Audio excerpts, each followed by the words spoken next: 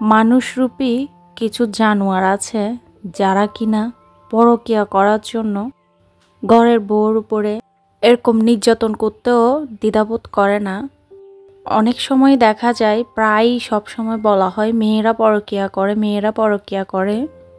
ছেলেরাও যে পরকীয়া করে এরকম অত্যাচার করতে পারে, মানে সেটা যদি আমি নিজে চোখে না দেখতাম বা নিজের পরিচিত কারোর সাথে না হতো তাহলে বুঝতেই পারতাম না।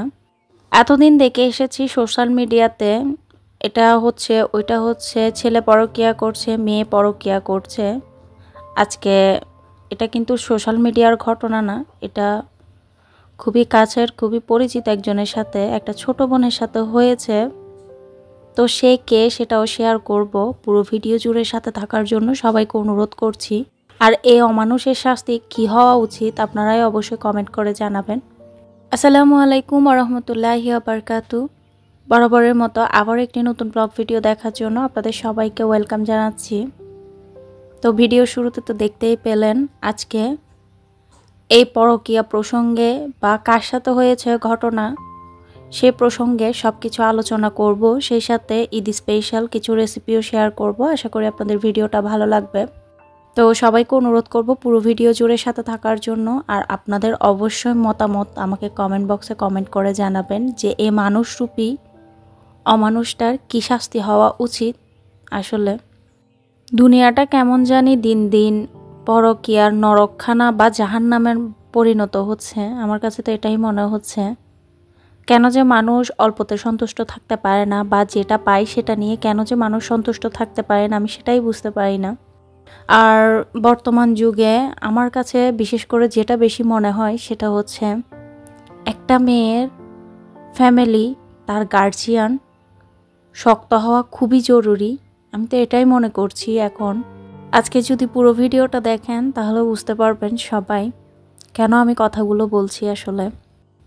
তো যে বোনটার সাথে হয়েছে তার বাবা নাই, মা আছে। মাটা অনেক অসুস্থ বলতে পারেন। তো সে যার সাথে বিয়ে হয়েছে আর কি, যে শয়তানটার সাথে, তার সাথে কিন্তু লাভ ম্যারেজ হয়েছে। সব কিছু সে জেনে শুনে বিয়ে করেছে তাকে। তো কোনো প্রকার যৌতুক বা এমন তেমন কোনো কিছু সেগুলোর জন্য কিন্তু সে তাকে এরকম অত্যাচারটা করেনি। সে মূলত করেছে যে কারণে, সেটা হচ্ছে পরকীয়ার জন্য। তা আমার কোয়েশ্চেন হচ্ছে, তুমি তাকে পছন্দ করে বিয়ে করেছো তাই না? তাহলে কেন তার উপর এত অত্যাচার করলা? সেটাই আমি বুঝতে পারছি না। এরকম আগেও নাকি আরও মারামারি হয়েছে, তো তখন এতটা মানে সিরিয়াসলি হয় নাই, বাট এবারে প্রচুর পরিমাণে টর্চার করা হয়েছে তার উপরে। তো সে নাকি পরকীয়া করে, একে বিয়ে করে বাসায় রেখেছে আর বাহিরে মেয়েদের সাথে ঘোরাঘুরি, পরকীয়া এগুলো করে। তো পরকীয়া করার দরকারটাই কি ভাই? আমি সেটাই তো বুঝতে পারলাম না। আর ও দেখতে শুনতে কিন্তু মাশাল্লাহ খুবই সুন্দর, খুবই ভালো, খারাপ কিন্তু না, চেহারায় কোথাও খারাপ বা কোনো কিছু, বা কালো। অনেকে তো বলে কালো পছন্দ হয় না সেজন্য পরকীয়া করে, এমন কোনো কিছু। বাট এ কালোও না বা অশিক্ষিতও না বা অসুন্দরও না। মাশাল্লাহ দিলে সে দেখতে অনেক সুন্দর, ভদ্র একটা মেয়ে, খারাপ কিন্তু না। আমি তো এটাই বলবো, কারণ আমি তাকে কাছ থেকে দেখেছি, মিশেছি, সে কারণেই বলছি। তো ছেলেটা তো মানে নীচ তো নীচ, তার মন মানসিকতা কতটা নীচ সেটা একবার চিন্তা করেন। সে নাকি মেয়েদের সাথে রিলেশন করে, তাদের থেকে টাকা খায়, এটাই নাকি তার ধান্দা। তো আরেকটা জিনিস আমি বলছিলাম আর কি, যে তার শাস্তি হওয়া উচিত। বেচারি কিছুই করতে পারছে না। মূল কথা হচ্ছে কেন জানেন? কারণ হচ্ছে তার বাবা নাই, তার মা অসুস্থ, এটাই হচ্ছে সমস্যা। আর দ্বিতীয়ত হচ্ছে সে মানে বাড়াবাড়ি করতে চাচ্ছে না আর কি। আমি তো দেখে আমার খুবই খারাপ লেগেছে, সেজন্য আমি আপনাদের সাথে শেয়ার করলাম। আর দ্বিতীয়ত হচ্ছে ছেলেটার, আমি যেটা মনে করছি, তার শিক্ষার অভাব।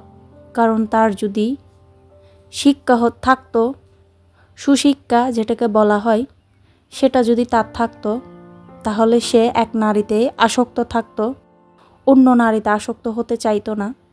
আর সুশিক্ষার অভাব এই কারণে বলছি, তার মা বাবাও কিন্তু তাকে পছন্দ করেছে। মেয়ের কথা বলছি, ছেলে প্রেম করেছে ঠিক, বাট মেয়েকে দেখে পছন্দ করে তারপরে কিন্তু ঘরে তুলেছে।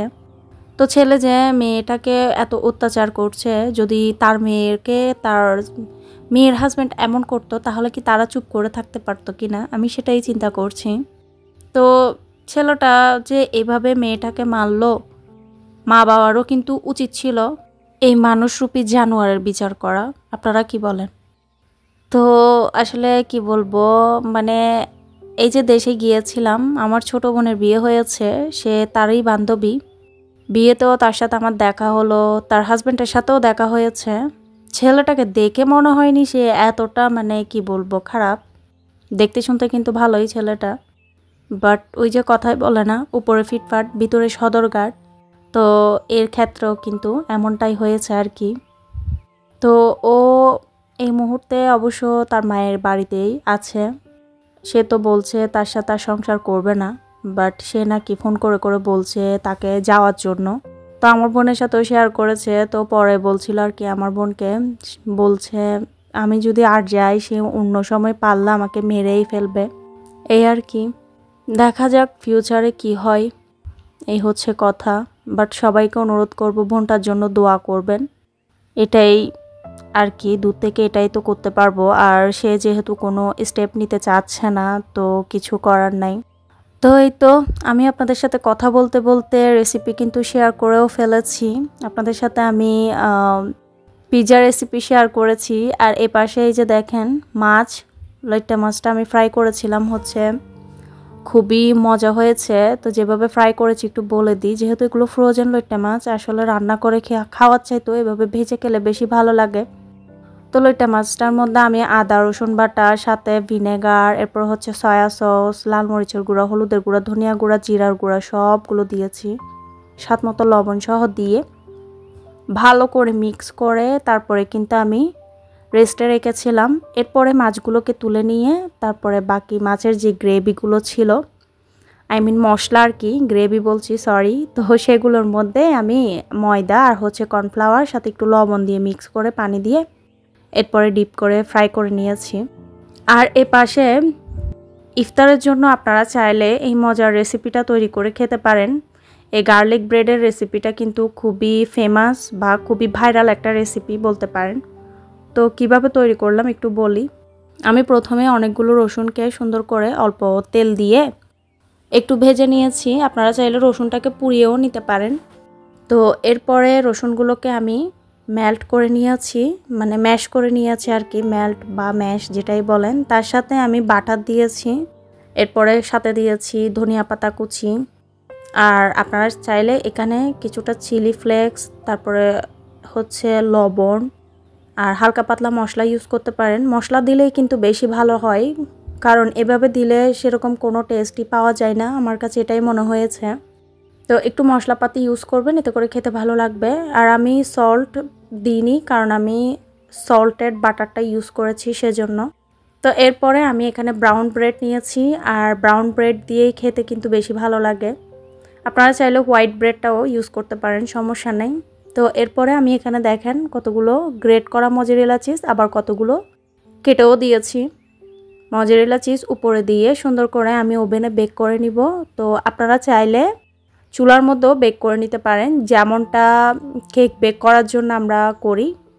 একটা প্যানের মধ্যে স্ট্যান্ডার বসিয়ে তার উপরে যে কোনো ট্রে দিয়ে স্টিলের আর কি, তার উপরে এই ব্রেডগুলো দিয়ে কিছুক্ষণ বেক করলে উপরে মজেরেলা চিজটা কিন্তু মেল্ট হয়ে যাবে। আর যদি ওভেনে করেন তাহলে জাস্ট মজেরেলা চিজটা মেল্ট হওয়া পর্যন্ত ওয়েট করবেন, বেশি একদম মানে ওভার কুক করতে যাবেন না, তাহলে কিন্তু একদম ড্রাই হয়ে যাবে। তো আমি বেশি ওভার করে ফেলেছি, সেজন্য দেখেন মজেরেলা চিজগুলো কালার আনতে চেয়েছিলাম আর কি, একটু হার্ড হয়ে গেছে। তো খেয়ে কেমন লাগলো সেটা একটু বলি। আমি যেহেতু এখানে মশলাপাতি দিইনি, সেজন্য খেয়ে আমার কাছে মোটামুটি লেগেছে, এত বেশি ভালো লাগেনি। আপনাদেরকে সাজেস্ট করব এটাই যে মশলা দিয়ে তৈরি করে খাবেন, এতে করে ভালো লাগবে। কারণ অনেক সময় রেসিপি দেখলে মানে ক্রেভিং হয় খাওয়ার জন্য, তো সেজন্য বলে দিলাম। তো ভিডিওর শুরুতে কিন্তু পিৎজা রেসিপি শেয়ার করেছি, তো এটা যেহেতু আমি অন্য কথা বলেছি সেজন্য ডিটেলসে শেয়ার করতে পারিনি। আমি লিখে দিব, আপনারা দেখে বুঝে নেবেন কষ্ট করে প্লিজ। আর এই তো তৈরি হয়ে গেল, বাট একটা জিনিস ওই যে বললাম হার্ড হয়ে যাওয়া, তো আমারটা একটু হার্ড হয়ে গিয়েছে কারণ আমি উপরে দিকে একটু কালার আনতে চেয়েছিলাম সেজন্য। তো আপনারা এটা করবেন না, আপনারা করার সময় জাস্ট চিজটা মেল্ট করে নেবেন, এতে করে কিন্তু হয়ে যাবে। তো ওই যে বললাম মোটামুটি লেগেছে খেয়ে, কারণ আমি এখানে যেহেতু কোনো প্রকার মশলাপাতি ইউজ করিনি, সে সাথে কোনো প্রকার স্পাইসিও ইউজ করিনি সেজন্য। তো আপনারা অবশ্যই এই ব্রেডটা তৈরি করার সময় একটু মশলাপাতি দিবেন, ব্ল্যাক পেপার, চিলি ফ্লেক্স, এরপর হচ্ছে অন্যান্য মশলা দিয়ে তারপরে এটা কুক করবেন, এতে করে কিন্তু খেতে বেশি ভালো লাগবে। তো আমি যেহেতু এগুলো দিইনি সেজন্য আমি উপরের দিকে ক্রিম চিজ আর হচ্ছে মধু দিয়ে খেয়েছি। আলহামদুলিল্লাহ খুবই মজা লেগেছে এভাবে খেয়ে। তো বাচ্চারা কিন্তু অনেক পছন্দ করে, চাইলে ট্রাই করতে পারেন। তো কথা বলতে বলতে ভিডিও শেষ প্রান্তে চলে এসেছি। যারা যারা আজকে নতুন চ্যানেলটা ভিজিট করছেন তাদেরকে অনুরোধ করব প্লিজ চ্যানেলটা সাবস্ক্রাইব করে আমার এই ছোট্ট পরিবারের সদস্য হবেন।